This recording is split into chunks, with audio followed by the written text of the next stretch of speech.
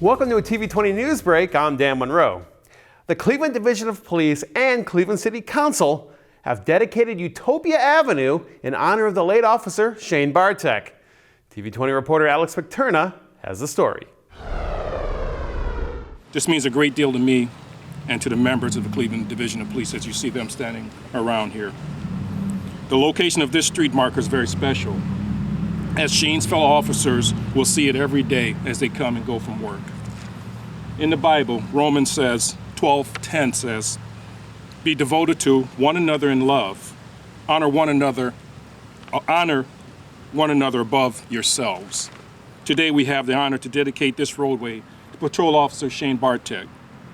May we forever hold his memory in our hearts. Cleveland City Council President Blaine Griffin and Councilman Michael Polensek both played an instrumental role in getting the street renamed. I want to say that in Psalms 145:4, it talks about one generation commends your acts to another. They tell of your mighty acts.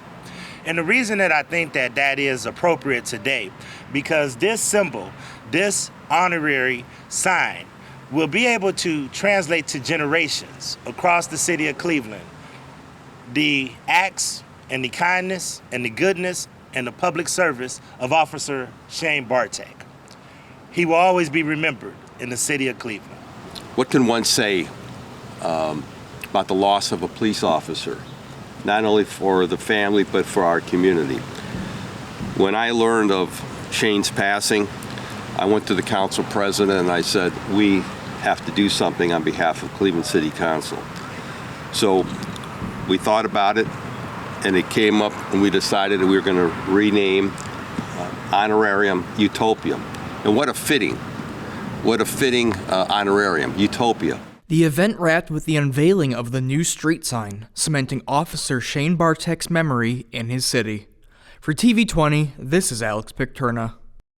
And you can find the full ceremony airing here on TV20 or on the TV20 YouTube page. The Greater Cleveland Food Bank's brand new distribution hub is ready to serve families in need just in time for the holiday season. The food bank opened its doors to a nearly 200,000 square foot facility on Coit Road between Cleveland's Glenville and Collinwood neighborhoods. The food bank continues to lead the fight against hunger in our region, but we needed room to grow and to be able to provide even more food to our partners and to our community. As you can see, we now have the space that will allow us to meet these needs well into the future. City and state officials, as well as board members and community partners, proudly grabbed their scissors and cut the ribbon for the new facility.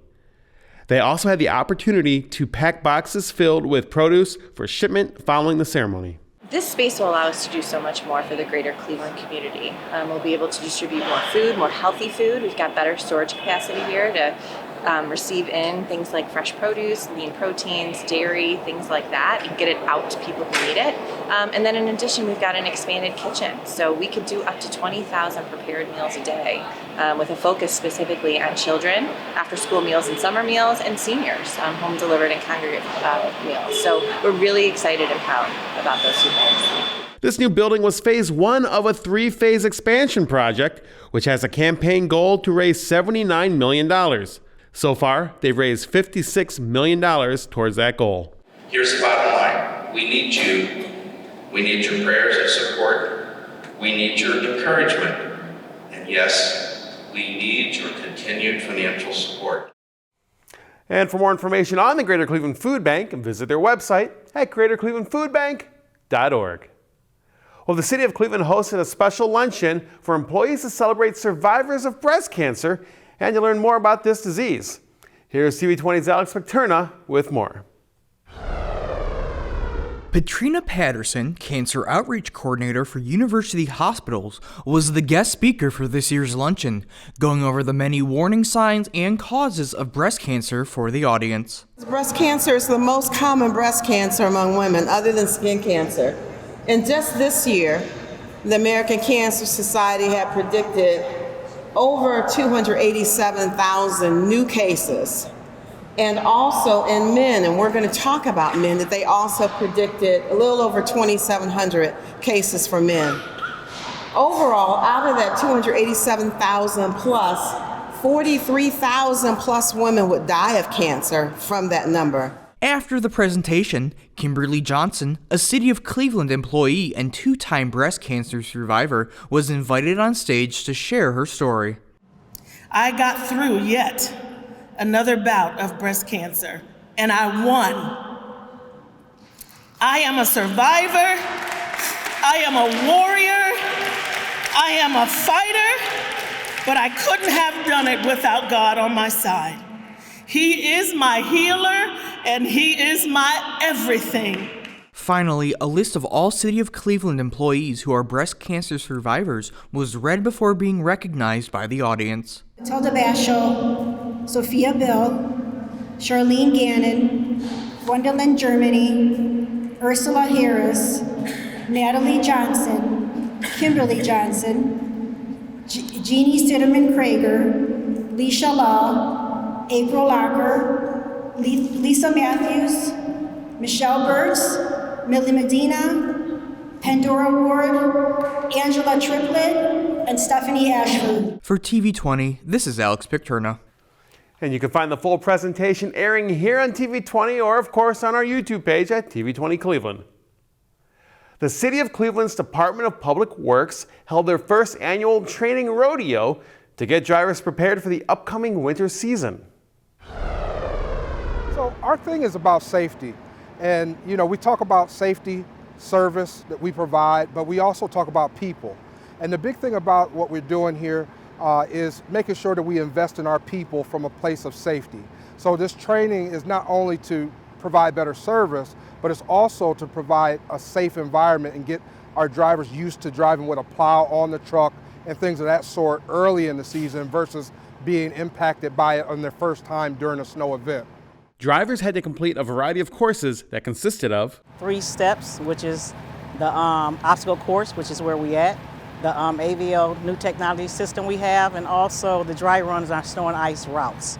Drivers had to get familiar with the new AVL technology that the city has that will help with driver safety. Okay, the AVL system is a system that consists of monitoring the trucks in their locations.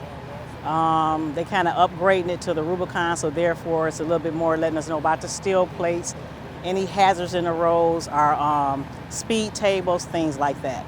Training is very important, and we can't wait until the season starts to start that training. We want to get ahead of that and start now and getting drivers familiarized with what they will face in the field. For information on Cleveland's Department of Public Works, go to the City of Cleveland website at clevelandohio.gov. Finally, the West Side Market recently celebrated its 110th birthday. Happy birthday, West Side Market. City and state officials, including Mayor Justin Bibb, joined to celebrate the monumental occasion. Here's TV20's Alex McTurna with the story.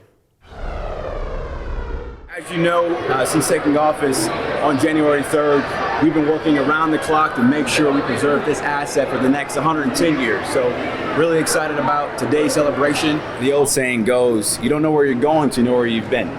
And the West Side Market really symbolizes the amazing diversity and culture of our great city. And so preserving this asset for the next 110 years is a core priority of our administration.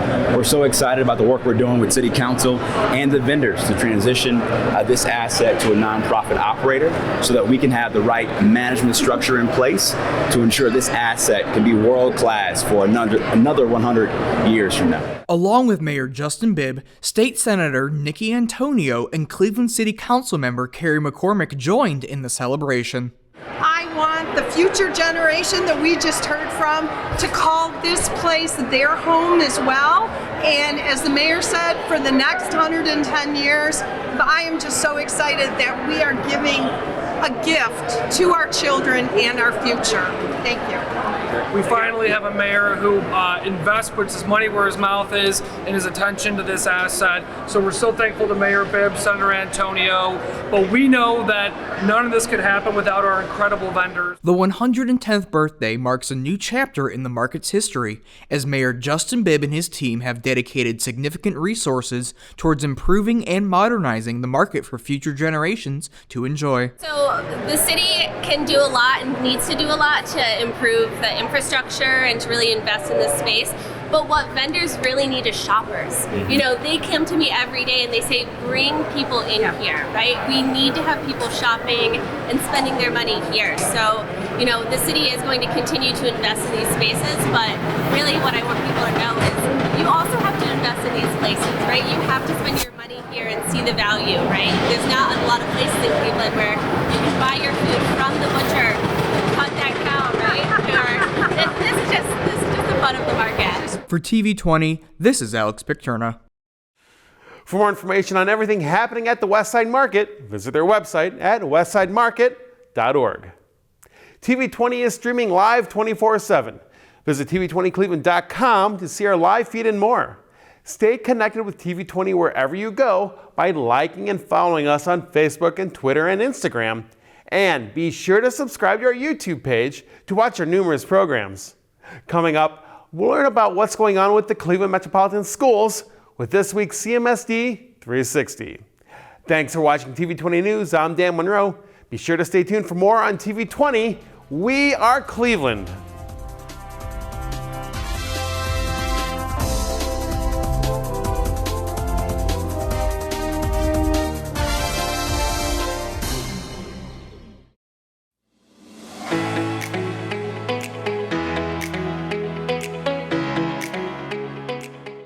Hello, I'm Darielle Snipes with the CMSD News Bureau. Welcome to CMSD 360, a look at news happening around the district for the week of November 13th. On Monday and Tuesday, those who ordered pies and other baked goods from the Executive Grill's annual pie sale can pick up those delicious goods. Pickup times are Monday from 2 to 4 p.m. and Tuesday 7:30 a.m. to 2 p.m. at Jane Addams Business Careers Center, located at 2373 East 30th Street. Now, if you didn't get a chance to order from this sale, don't worry. The Executive Grill is taking orders now until December 7th for its annual cookie sale. To see what cookies are on sale, go to clevelandmetroschools.org/grill, and to place an order, call 216-838-2433. The Verizon Innovative Learning Lab grand opening at Stephanie Thomas Jones Pre-K through 8 school will take place on Tuesday at 2:30. The new lab gives students and teachers access to emerging technology such as augmented and virtual reality, 3D printing, and artificial intelligence. Turning to sports, high school and K through 8 students will compete in a chess tournament on Thursday from 3 to 5 p.m. On Friday, Newton D. Baker School of Arts will be hosting its November Parent Cafe starting at 4:30. All parents and caregivers are invited to network, share poetry, short stories, and songwriting techniques. You won't want to miss the 4th annual dental clinic at the Huntington Convention Center happening on November 18th and 19th. Doors open at 7 a.m. both days. MedWorks is hosting this free dental clinic where nearly 600 medical professionals will be on hand to provide cleanings, fillings, extractions, children's sealants, prosthetics, and more. This is all 100% free. It is first come, first serve. Doors open at 7 a.m. Bring the entire family and tell your friends. In case you missed it, the Student Advisory Committee is working with Mayor Justin Bibb's administration to come up with solutions to prevent violence in the city. Also, the Alliance for a Healthier Generation honored 6 CMSD schools as America's healthiest. 406 schools nationwide received this honor for their efforts to strengthen the physical, mental, and social and emotional health of students, staff, and families. Magnet's Manufacturing Innovation, Technology, and Jobs Center opened in the district's former Margaret A. Ireland School. The new facility will foster growth in the region's manufacturing sector while introducing CMSD students to career possibilities in the industry. To read more about these stories and more, go to clevelandmetroschools.org/news. Well, November is National Family Engagement Month. Family engagement at all our school builds relationships between caregivers and educators to support our scholars' success. The district's Family and Community Engagement Department works every day to build these relationships. For more information, head to clevelandmetroschools.org/Family Engagement Month. And if you share your stories of engagement on social media, please use the hashtag CMSDFamiliesRock. Well, get ready for high school choice season. CMSD lets families choose their schools so they can find the right fit for their children. On November 28th, families with students who are now in the 8th grade or changing high schools next school year can go to choosecmsd.org to submit preferences for the schools they want their children to attend next year. Students and families also can attend district-wide high school choice fairs from 5 to 7 p.m. on Wednesday, November 30th at each professional center and 5 to 7 p.m. on Thursday, December 8th at Max Hayes High School. Thanksgiving is next week. Can you believe it? That means there'll be no school for students starting on Wednesday, November 23rd. And there'll be no school and all facilities will be closed both Thursday, November 24th and Friday, November 25th. We'll stay connected with what's going on in the district by downloading the CMSD app or following CMSD on Instagram, Twitter, and Facebook. Well, thanks for watching CMSD 360. Have a great and productive week.